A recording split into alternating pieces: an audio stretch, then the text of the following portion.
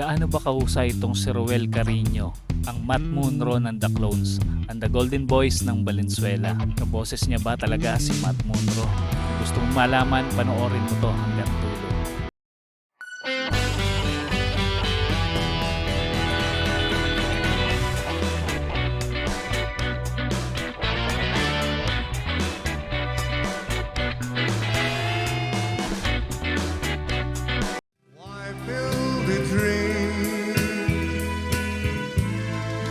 That cannot come true.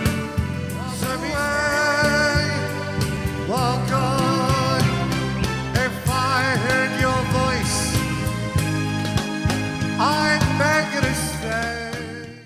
Hindi si Ruel Carino ang nanalo sa singing contest sa Itbulaga, pero tila siya ay napipisil ng mga host sa Itbulaga at mga fans. Natutuwa sila kapag nagpe-perform itong si Ruel Carino. Bakit nga ba? Ano nga bang meron kay Ruel Carino na wala sa ibang The Clones? If I never sing another to me, I've had my share of fame. Sa sarili ko obserbasyon, merong espesyal sa katauhan ni Ruel. Siya yung tipo ng artist na hindi tumitigil sa pagtuklas ng kanyang talent sa music. Naramdam ko nga napaka-perfectionist nitong si Ruel pagdating sa music. Napaka-detalyado ng mga nota na kanyang kinakanta. I think in 1985 or 1984. I don't know, but you could, when you listen to the original, you can hear the age in Sinatra's voice na. Sounds old man. Doesn't sound like the cheery old guy in Fly Me to the Moon. Doesn't sound like that na. Yeah. Sounds gravelly na eh. I know there were 100 ways to tell her I love her. You can hear the scratchiness, just like mine. It's funny how we're all so clear today. It's like vibrating.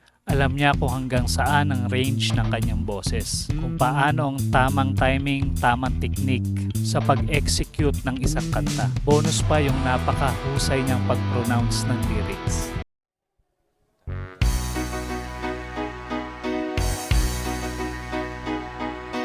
I'll be loving you eternally.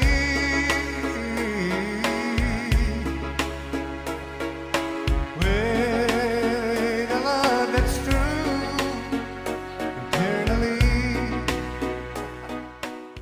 Pag umawit tong si Ruel, mapapansin mo yung kanyang emosyon, natural na emosyon, at yung kanta parang nagiging parte ng kanyang pagkatao.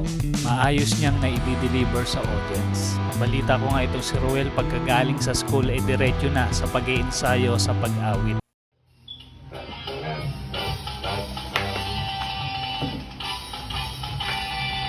Kwela-kwela tot, enjoyable. Konting aral lang, konting bulak-bol. Dito lang lahat, madaldal at gulo. Dito na nga, school bukol. Ooh, yes, school bukol. Oh, yes, school bukol. Hanggang sa umuwi, mula pa sa roll call. Lahat ay magulo, but okay lang at school.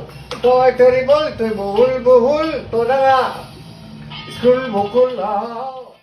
Kumbaga sa patilim ng boses ni Ruel ay hindi pumupurol at hindi kinakalawang. Mahilig din magpatawa ito si Ruel, may sense of humor, may natural na pagiging komedyante.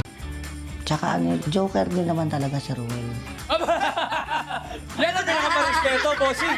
Gaya ng sinabi niya sa isa sa kanyang mga interview na mana niya raw ito sa kanyang ama. If I never sing another song. Malaki po yung naitulong ng Itbulaga, The Clones nga. Kasi na-boost yung confidence niya. Kasi dati mahiyain talaga. Ngayon, napapasayaw na siya. Nabanggit niya rin doon na lahi daw sila ng mga awit. At pabiro niya pang sinabi na kung meron mang hindi marunong kumanta sa kanilang pamilya, ay ilan lamang. Sa palagay mo katropa, mahusay ba talaga si Ruel Carino? Gusto mo ba estilo niya sa pagkanta? I-comment mo naman dyan sa ating comment section. Ilagay mo na rin kung saan lugar ka para malaman ko kung hanggang saan umabot ang video na ito. Huwag mo rin kalimutang mag-like, subscribe sa ating channel para sa mga susunod pa nating video. Hanggang sa muli, peace out! That cannot come true. So be strong.